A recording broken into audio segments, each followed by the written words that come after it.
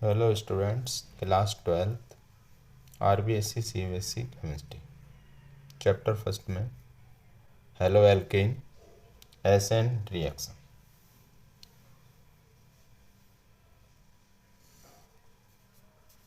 अभिक्रिया नाभिक स्नेही प्रतिस्थापन अभिक्रिया, नाभिक स्नेही प्रतिस्थापन अभिक्रिया या फिर न्यूक्लियोफिलिक सब्स्टिट्यूशन रिएक्शन। इस अभिक्रिया में एक नाभिक स्नेही का प्रतिस्थापन दूसरे नाभिक स्नेही द्वारा होता है, अतः इस अभिक्रिया को एसएन अभिक्रिया कहते हैं। एसएन अभिक्रिया दो प्रकार की होती है, SN1 और SN2। तो एसएन अभिक्रिया का मतलब है नाभिक स्नेही प्रतिस्थापन अभिक्रिया, अर्थात अभिक्रिया के दौरान एक नाभिक स्नेही का प्रतिस्थापन दूसरे नाभिक स्नेही द्वारा होता है, अतः इस अभिक्रिया को हम नाभिक स्नेही प्रतिस्थापन अभिक्रिया कहते हैं। ये दो प्रकार की होती है, SN1 और SN2। SN1 का पूरा नाम है एक अणुक नाभिक स्नेही प्रतिस्थापन अभिक्रिया, इंग्लिश में unimolecular nucleophilic substitution reaction. SN2 अभिक्रिया द्विअणुक नाभिक स्नेही प्रतिस्थापन अभिक्रिया, by molecular nucleophilic substitution reaction. SN1 अभिक्रिया को एक अणुक नाभिक स्नेही प्रतिस्थापन अभिक्रिया भी कहते हैं, अर्थात unimolecular nucleophilic substitution reaction. Alkyl halide plus जलीय KOH ध्रुवी, इन दोनों की अभिक्रिया से एल्कोहल बनता है और पोटेशियम हैलाइड बचता है। एल्किल हैलाइड और जो KOH है वो ध्रुवी माध्यम जलीय विलयन लिया गया है। SN1 अभिक्रिया के लिए एल्किल हैलाइड की क्रियाशीलता का क्रम बहुत इम्पोर्टेंट है कि अगर हम एल्किल हैलाइड किस प्रकार का दिया हुआ है तो कौन सी अभिक्रिया होगी। तो SN1 अभिक्रिया के लिए तृतीयक एल्किल हैलाइड सबसे अधिक क्रियाशील होता है, द्वितीयक एल्किल हैलाइड उससे कम और प्राथमिक एल्किल हैलाइड की SN1 अभिक्रिया ना के बराबर होती है, लगभग होती ही नहीं, बहुत सूक्ष्म। SN1 अभिक्रिया प्रथम कोटि की अभिक्रिया है, ध्रुवी विलायक में सुगमता से होती है। ध्रुवी विलायक का मतलब है जलीय विलयन, polar medium, polar solvent. SN1 अभिक्रिया दो पदों में पूर्ण होती है और SN1 में जो हमने प्राथमिक एल्किल हैलाइड लिया था CH3Cl प्राथमिक एल्किल हैलाइड, आइसोप्रोपिल क्लोराइड द्वितीयक एल्किल हैलाइड और तृतीयक ब्यूटिल क्लोराइड तृतीयक एल्किल हैलाइड।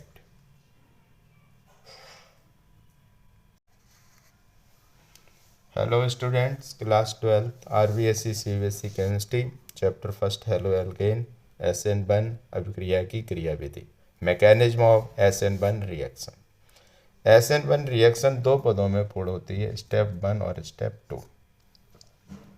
स्टेप 1 में एल्किल हैलाइड जो तृतीयक एल्किल हैलाइड है धीमी गति से आयनित होता है, तृतीयक कार्बोकैटायन बनाता है।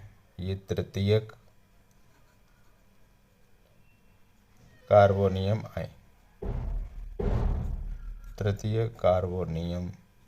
आयन बनाता है और हैलाइड शेष बचता है। यह अभिक्रिया उत्क्रमणीय है, दोनों तरफ चलती है, धीमी गति से है, तो यह पद अभिक्रिया का वेग निर्धारक पद है, अर्थात SN1 अभिक्रिया में अभिक्रिया की जो गति है केवल एक एल्किल हैलाइड पर डिपेंड करती है, इसलिए अभिक्रिया SN1 अभिक्रिया जो है प्रथम कोटि की अभिक्रिया कहलाती है।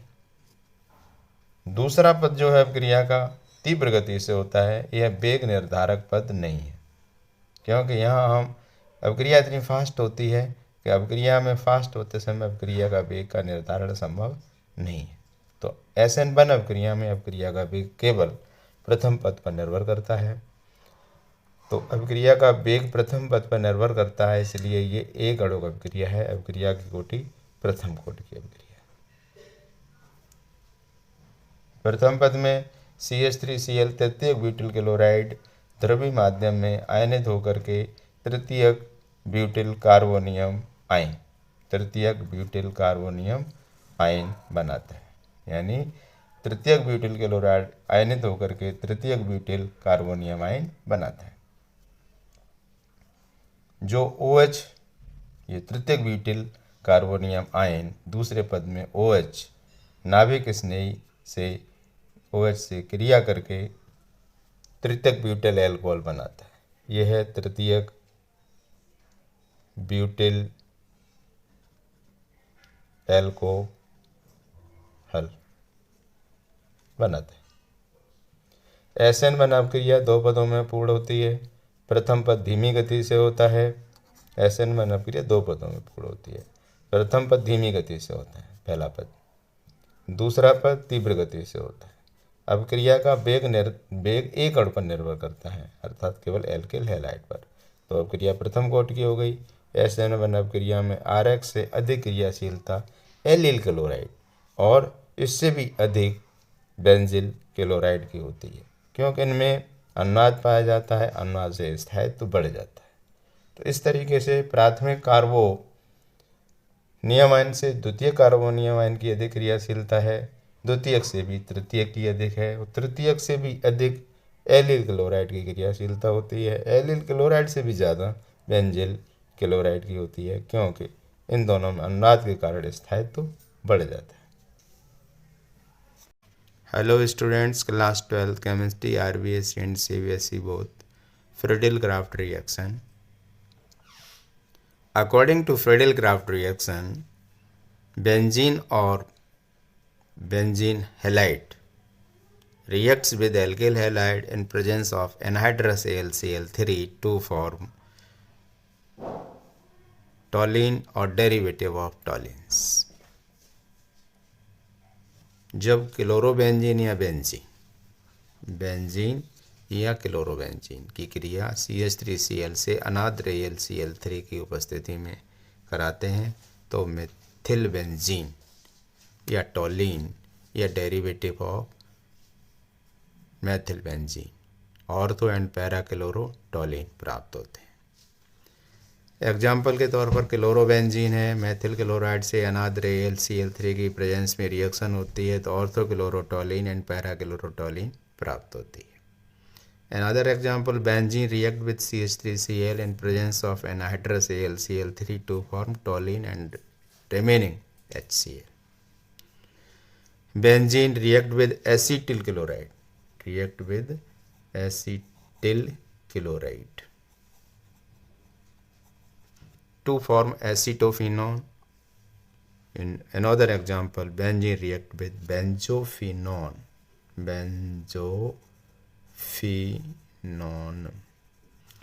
to form benzophenone and HCl.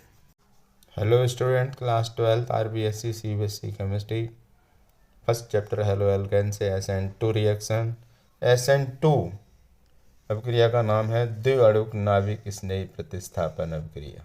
SN2 अभिक्रिया का नाम द्विअणुक नाभिक स्नेही प्रतिस्थापन अभिक्रिया, अर्थात दूसरा नाम इंग्लिश में इसको हम बोल सकते हैं bimolecular nucleophilic substitution reaction. Bimolecular nucleophilic substitution reaction या द्विअणुक नाभिक स्नेही प्रतिस्थापन अभिक्रिया। अभिक्रिया के नाम से ही क्लियर हो रहा है, विदित हो रहा है कि इसमें अभिक्रिया का वेग दो अणुओं की सांद्रता पर निर्भर करेगा। प्राथमिक एल्किल हैलाइड मैथिल क्लोराइड है, अध्रुवी KOH है, इन दोनों के मध्य अभिक्रिया होती है तो प्राथमिक एल्कोहल मैथिल एल्कोहल बन रहा है, KCl अलग निकल रहा है। SN2 reaction mechanism bimolecular nucleophilic substitution reaction mechanism, यह अभिक्रिया एक पद में पूर्ण होती है। SN1 दो पदों में पूर्ण होती थी, ये एक पद में पूर्ण होती है और एक पद में दो अणु भाग लेते हैं, एक एल्किल हैलाइड दूसरा अध्रुवी KOH। अतः क्रिया का वेग दो अणुओं की सांद्रता पर निर्भर करता है। वेग ऑफ SN2 रिएक्शन, वेग ऑफ SN2 रिएक्शन किस पर डिपेंड करता है? एल्किल हैलाइड और न्यूक्लियोफिलिक। इसलिए अभिक्रिया की कोटि कितनी हो गई? दो, एक और एक, दो। अभिक्रिया कितनी कोटि की है? द्वितीय कोटि की। किसी भी अभिक्रिया की कोटि, अभिक्रिया के वेग निर्धारक पद में सांद्रताओं की घातों के योग के बराबर होती है। अतः कोटि कितनी हो जाएगी इसकी? 1 + 1 = 2। एल्किल हैलाइड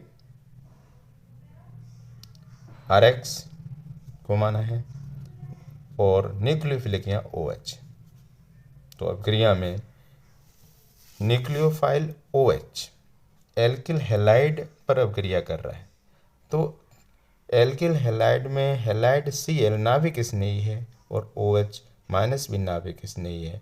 अतः ये दोनों विपरीत दिशा में रहेंगे। अभिक्रिया करते समय OH Cl की ठीक अपोजिट डायरेक्शन से अटैक करेगा।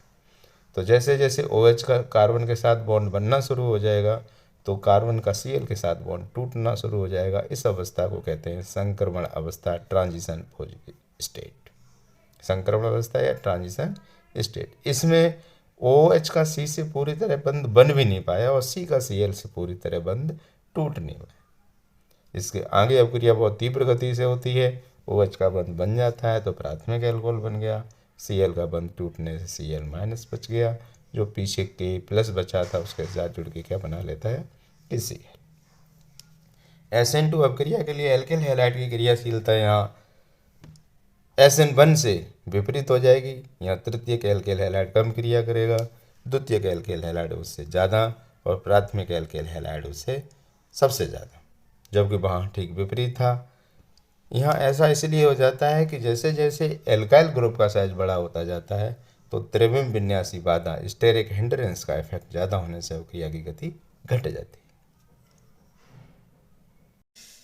Hello students, class 12th chemistry, RBSc and CBSE both. Some important reaction of alkyl halide. First, Wurtz reaction. First, Wurtz reaction. According to Wurtz reaction, 2 mole alkyl halide react with sodium in presence of dry ether to form alkane. If alkyl halide same, only one type of alkane is developed or formed in this reaction. When alkyl halide are different and mixture of alkanes is produced, such as RX 1 mole of alkyl halide, RX another mole of alkyl halide react with sodium in presence of dry ether. तो 2Na और X 2NaX, R और R alkane. Alkyl halide different हों तो mixture of alkane RR, RR dash, R dash, R dash. Wurtz अभिक्रिया जब दो अणु alkyl halide के RX एक अणु ये है और RX दूसरा अणु ये है, सोडियम के साथ, सोडियम धातु मेटल के साथ ड्राई ईथर, शुष्क ईथर की प्रेजेंस में कराते हैं तो इस RX का एक हैलाइड, इस RX का एक हैलाइड सोडियम के साथ जुड़ करके सोडियम हैलाइड बना लेता है और एल्केन प्राप्त होती है, प्योर एल्केन हो गई है। जब एल्किल हैलाइड अलग अलग हों, जैसे RX, R dash X, R और R डैश अलग अलग हैं, तो इनकी रिएक्शन से शुष्क ईथर, ड्राई ईथर की प्रेजेंस में सोडियम से रिएक्ट होती है तो 3 टाइप्स ऑफ एल्केन का मिक्सर बनता है कि RR सेम एल्किल ग्रुप है, RR डैश अलग अलग हैं, यहाँ सेम है परंतु इससे डिफरेंट है। एग्जाम्पल के तौर पर हम CH3Cl के 2 अणु लेंगे तो ईथेन प्राप्त होगी। CH3Cl का एक अणु, CH3Cl का दूसरा अणु सोडियम के साथ शुष्क ईथर, ड्राई ईथर की प्रेजेंस में क्रिया करेंगे तो मैथिल क्लोराइड का एक अणु ये और मैथिल क्लोराइड का एक अणु ये अब क्रिया करके ईथेन बनाते हैं, 2NaCl निकल जाएगा। इसका दूसरा एग्जाम्पल लेते हैं, second type of example CH3Cl, methyl chloride and ethyl chloride react with sodium in presence of dry ether, 2 NaCl निकल जाएगा, इथेन बन जाएगी, ब्यूटेन बन जाएगी और प्रोपेन बनेगी।